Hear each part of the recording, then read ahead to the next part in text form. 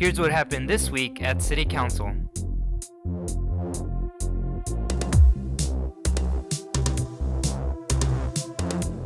The Goal 4 update was a summary reporting out of the accomplishments, challenges faced, and other information about Goal Team 4, which is quality of life.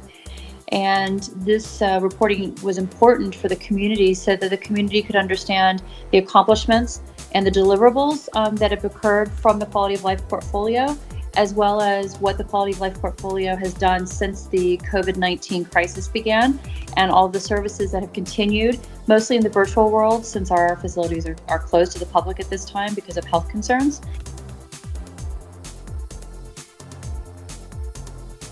At council on Tuesday, we presented item number 12.2, which was the park maintenance plan. And it really was no action. It was just for their information and a discussion and presentation. It helps the community understand that we do have a plan and that we're following that plan. And even though we're maintaining the parks, they're not going to see them looking perfect right now.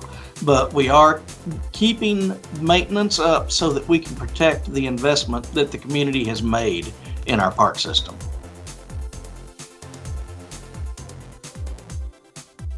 This week, item 12.3 was a transformational report on the Museums and Cultural Affairs Department and the Parks Department, detailing major accomplishments of the last 5 years related to our alignment of the strategic plan.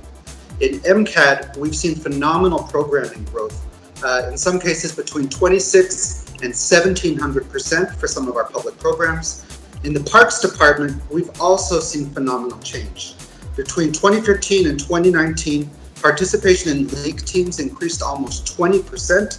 We've had a 250% increase in the number of special events. So what this means for El Pasoans are two departments that are working smarter with the same amount of resources to deliver services that augment the quality of life for everyday El Pasoans, young and old. This item was a budget update similar to what we do all throughout the year, an update to the City Council. And this one again focusing on the COVID-19 impacts. So this budget update, we provided an overview of the calendar with the key dates of the upcoming budget process. We also talked about the community engagement that we've seen so far, over 1,600 responses through our Chime In Budget Survey, outlining what the priorities are, what are things that are important to our community. We also gave the City Council an update on the COVID-19 impacts and what we've seen so far with the limited data relating to sales tax, what we've seen at the international bridges, what we've seen at our airports, and then with there's some metro ridership. So some of the key metrics that we're continuing to monitor as far as the impact that we're seeing from the health crisis. So this really, again, really impacts the public, just to keep them informed, make sure that they're aware of what's going on financially with the city, operationally, and then just to get them involved. So we have public hearings, we have a very, very open process through the budget process, and so just giving them an opportunity to participate and to be involved and be aware of what's going on with the city.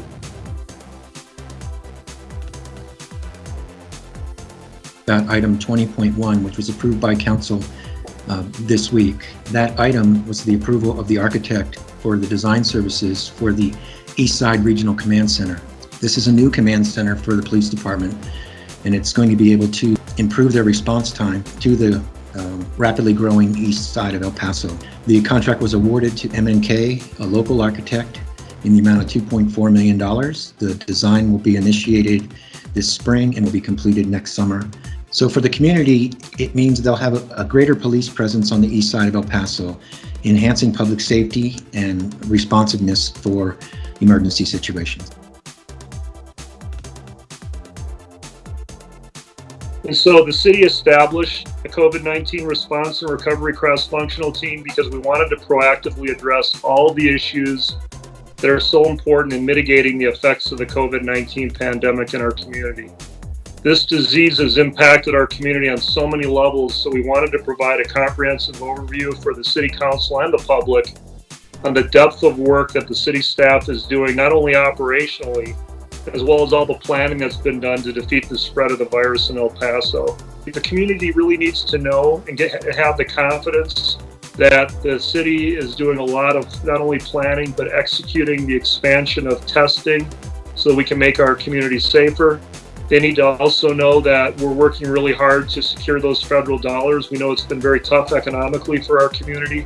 And so in a lot of different areas, there's a lot of work that's being done so that we can get our city back on its feet again and get to a place of normalcy.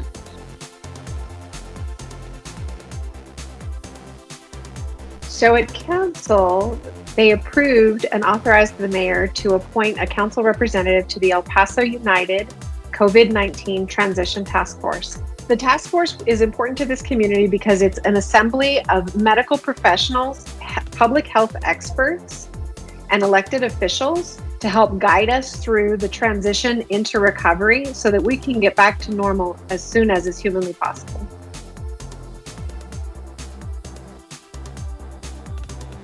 So council has approved the Department of Community and Human Development and given us the ability to modify loan agreements for borrowers with the city of El Paso. That's folks that have loans like first-time homebuyer loans, small business loans, and other types of multifamily housing loans. We're able to now offer relief to those borrowers so that they can get through this very difficult time just a little bit easier. So this is important to borrowers and to the community because as people struggle to recover from the impacts of COVID, the city wants to make sure that we're relieving that pressure as much as possible. So by entering into late fee waiver programs or payment deferment plans, we're able to really relieve that pressure on those El Pasoans. So item 6 was an update on bridge traffic through the international bridges that the city of El Paso owns.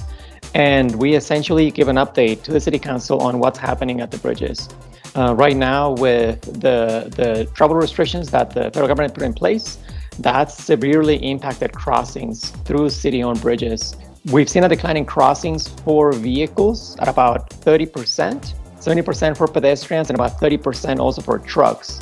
And so the orders that are in place right now to restrict travel between Juarez and El Paso and the rest of the country essentially have impacted greatly the way that we as citizens and residents of El Paso, this community, and in Juarez, travel back and forth between cities.